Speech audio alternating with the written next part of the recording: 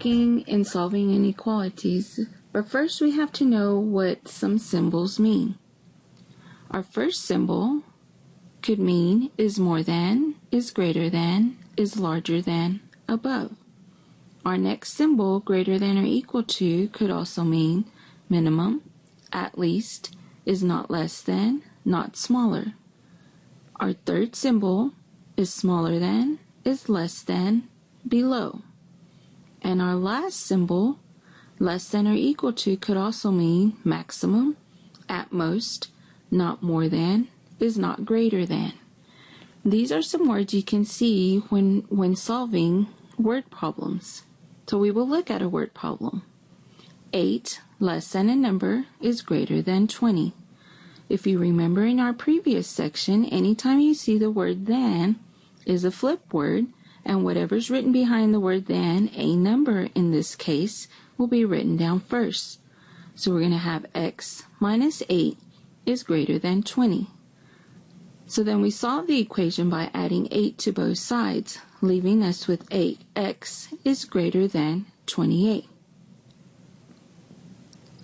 Here we have the symbols divided up with less than or greater than, being hollow or open, and less than or equal to and greater than or equal to being solid or a closed circle.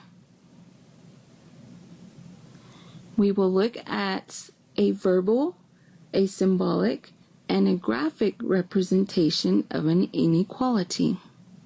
So this one's our first one. X is less than 2. We have an open circle at 2, shaded to the left. X is less than or equal to 2. So at 2 we have a closed circle, shaded to the left. X is greater than 2. Here we have an open circle, shaded to the right. And x is greater than or equal to 2, having a closed circle, shaded to the right. If you notice, the shading follows the same as the arrow or the beginning of the arrow in the inequality. Solving inequalities, they are like solving equations. The goal of solving inequalities is to isolate the variable. There are two differences you need to be aware of. The variable always goes on the left side. When multiplying or dividing both sides of the inequality by a negative number, the inequality symbol changes direction. So here we have an example. 0.9 is greater than or equal to x minus 0.5. To solve, we have to add 0.5 to both sides, leaving us with 1.4 is greater than or equal to x. And if you remember, our x has to be on the left side, so we will flip it, having x is less than or equal to 1.4. So then we graph the equation.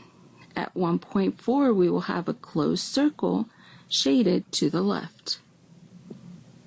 Another example, 4 is less than or equal to negative 2x. In this case, we have to divide by the negative 2.